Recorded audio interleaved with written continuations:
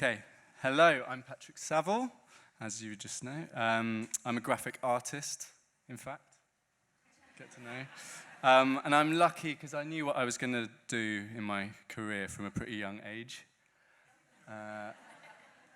It was a few years after this piece that at school I was designing imaginary flyers for club nights, was massively into skate culture and also into record sleeve design that I saw down the local record shops, which made me what made me want to study graphic design, which I did here, which is Middlesex. This is the Cat Hill campus, RIP, where I learned that yes, I was interested in design and typography, but I was also maybe more so into image making, and particularly that I disliked grids and magazine layouts, etc. I spent a large chunk of my degree drawing comics, and my final piece was actually an album of music, so not design at all. Flash forward a few more years, and this up on the right was my first foray into album artwork or single artwork. I literally can't remember how they found me, so it was way before Instagram, and I definitely didn't have a blog, but there it was. And these are some other things from that same period, maybe a little bit later. This for Sonic Router Records, RIP. After studying, I tried lots of different aesthetics and things out, sort of hand drawing, screen printing, more designy design, and realized eventually that the best thing to do for me was to go with my gut on each project I did, essentially coming at each new thing as an illustrator, but from a graphic designer's point of view. So how does this need to look to best represent the music, artist, etc. I was always aware of people that had like one solid style that they stuck to, but it just never really gelled with me. There were too many things like going on up here. So I hope maybe 30 years down the line it all fits together somehow. Over the years I have worked for brands across the spectrum, magazines, museums, fashion brands, etc. I still like to work on whatever feels right and comes my way, but I do really feel at home most with music. It was a few years back now that Miles from Bokeh Versions, which is a mainly dub label, asked me to do some artwork for a single he was releasing. I ended up redesigning the logo and then went on to do quite a few more things with him.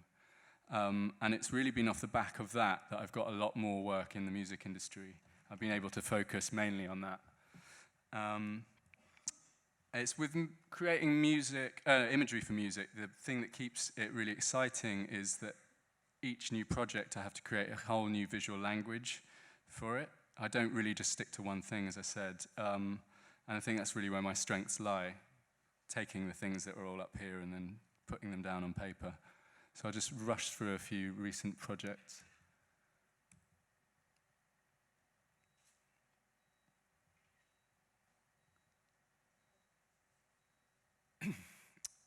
Yeah, it's all mainly posters, but you can see that they all vary quite a lot. Merch is becoming more and more of a thing that obviously everyone wants to do, and it's quite a fun thing to do as well. I'm pretty stoked on these skateboards. This is a free of what's going to be about, well, hopefully an ongoing thing for this April Skateboards company out in Santa Cruz. Right. So midway through last year, I was contacted by the producer Clams Casino. He wanted me to design his second album, Moon Trip Radio, which I was quite blown away by. His EP from 2011, I think it was, A Rainforest, was iconic for me back then, as well as for a lot of people. So I'm going to take you through in a bit of detail, maybe too much detail, how I did the project and my thoughts and processes that went into the world that is Moon Trip Radio. So on the off, when I get into a project, I try and ask what the artist's into in other media, so like books, films, essays, etc. So we can get some groundwork to build ideas from. It's never good to ask for like other visual ideas because then you get stuck on that. And with this project, at one point, Mike, who is Clams Casino, said, "What if you could dig up music and recordings from ancient cultures, almost like fossils of music and sound, and then repurpose those sounds and collage them together to make something in the present with modern elements and ways. He emailed that, that's why it doesn't roll off the tongue so well. And I thought, deep. We're going to build a whole world here, and like that initial sentence was all we needed to go off. And it really brought to mind cuneiform like engravings and archaeological digs and things like that, and Greek tablets, things that essentially is, this especially, is music that has been dug up. So that really started my brain whirring. I love the sort of engravings on these.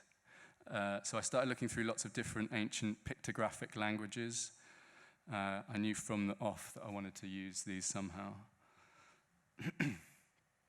And at this point in the proceedings, these words appeared in the email chain, and I decided to use them as waypoints to navigate the project.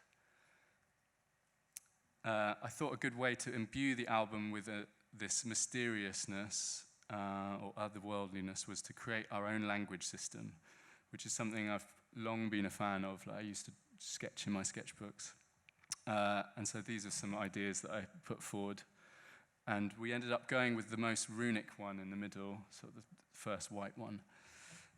So all I had to do was dig up some more glyphs for that and translate them, which is hard, because I made them up in the first place. And I got to also thinking that there needed to be a backstory for it to give some weight to the imagery. If this was going to be a world that we created, there needed to definitely be a story. This on the left was an early cover concept that obviously wasn't used, but the idea was that there could be these blocks of stones uncovered, each with intricate carvings on each face, like that, and which each block would have the music somehow recorded within it. And this design, even though it wasn't used, did sort of, it's kind of reminiscent of something a bit Lord of the Ringsy, but also felt quite modern at the same time, which guided a lot of the type that I was trying to design at this point. Again, trying to mimic engravings on rocks, but also keeping this kind of Celtic Art Nouveau vibe going. But yeah, I wanted to keep it modern as well, because at the end of the day, it was an album made in 2019 on a computer. I felt it was important to degrade the imagery somehow. First off, it was a reference to the way that Clams sampled music, especially back in his first EP, to a lesser extent now, but he used to sample low bit rates, like stuff that he found on the internet, and turn it into this lush, beautiful music. And also the fact that this music is dug up, it would be sort of have bits missing and be eroded. So I went through loads and loads of different types of like low bit rate JPEGs and things like that to play with that. It's also something that's quite important in my work, is degradation. I'd never really use crisp, just crisp type just typed into a computer. I find that really boring, a bit like unsculpted clay. Here's some more type styles that I was going through, and we all agreed that it was way too modern for it. So we ended up agreeing on something like this, which this is the raw state of it, and like I said, it needed to be shaped or degraded to make it fit into the world, I felt. So that's the final type that we went with. It sort of felt like it depicted the past, but also felt a bit modern. So now we had the logo type. We were discussing what we would do for the actual cover, and Mike had the idea of setting it in this kind of mystical world, which would involve creating this whole world. And I thought that each of the tracks maybe could be related to these kind of different objects, mystical objects, but we sort of started going down that route, and then we realized I think it would be a bit too literal, maybe a bit too sort of comic book for it. It would take it away from the music, and mysterious was one of the big words at the beginning, if you remember. And also, maybe it would be too much for people to handle. But I also tried lots of different iconography. I thought it would be good to have standalone icons as well as the logo type for use on stage projections and merch and stuff like that. So I drew this little illustration to illustrate the double C for Clams Casino, hewn from steel with lightning going through it. And we ended up with this, which went with the type. And the styling of that was kind of punctuated by this image, which Mike sent me, again, over email at some point, after a series of back and forwards about the feeling that he wanted to evoke in the project. This is Sub-Zero from one of the Mortal Kombat games in the 1990s. But it was at this point that I really realized that we were on the same page, because I had also, at that time, been taking inspiration from early RPG and computer game design, which, you know, is pretty amazing. That one on the right, I mean, come on. It's amazing. Which you can kind of see here, you know, it's very, the pixels do hark back to computer games a little bit. These three colors represent the limited palette we went with in the end. I decided, we went through lots of different 4 and 3 color systems to make it all sort of fit together. I think a limited palette is a nice way to make a project really sort of sit together. This was, Mike really liked this pixelated version of a free typeface I was using for a while. I think it was a Dafont Classic download. But I do really like using free fonts, especially the ones that aren't very well finessed, and then manipulate them on projects, because it's a good way of getting an outcome that you know isn't going to really be anywhere else. It's not like a cool new font, whatever, it's just some shit that I've made look a shitter, really. And by this time, I'd worked out the whole rune system and what each one meant. I spent months translating them.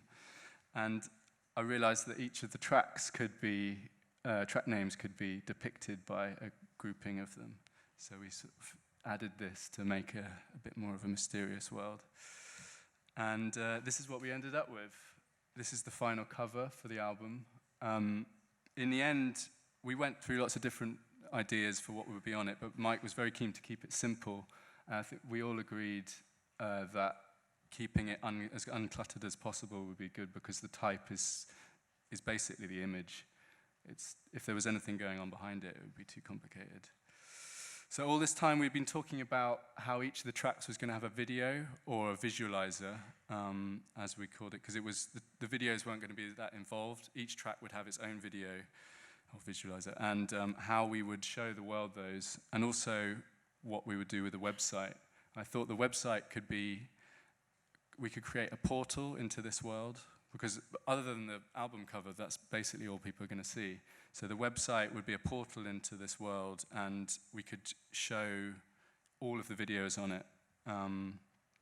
So I got the incredibly talented artist and coder Rivka Sadlier to build it all for us, and it came out super beautifully.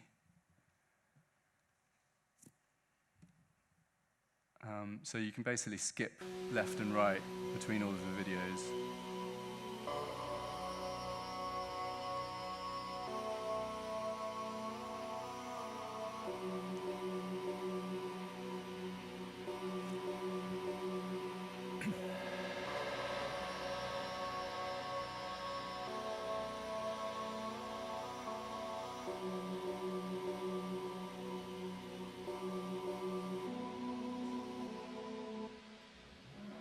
I think since I recorded this, there's some new sections on it as well. I'll just show you this. This was my favorite video that was made, and then I'll have to skip it.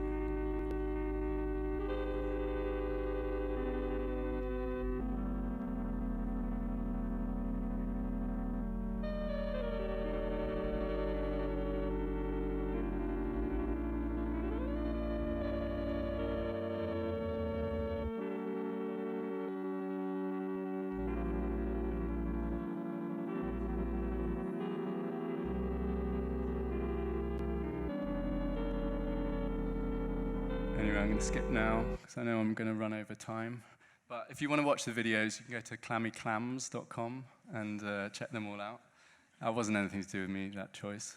So there were 11 videos, all directed by Mariel Tepper, based in LA, and coded by Jakob Walter, who is a creative coder, with like a super short turnaround. It's quite amazing what they came up with. We decided we wanted to continue the vibe from the design, but sort of temper the ancient mystical vibe with something hyper-modern, which would reflect kind of Clams' up-to-date production. And so the way they did it is using point cloud technology, where they would scan actual locations. You can't really see it, but the top two are real locations, like forests, and then turn it into this sort of data readout. But yeah, it really blew us away with what they created in such a short time. This is the vinyl, obviously. I always love designing a physical sleeve because it takes me back to really what got me into doing this in the first place.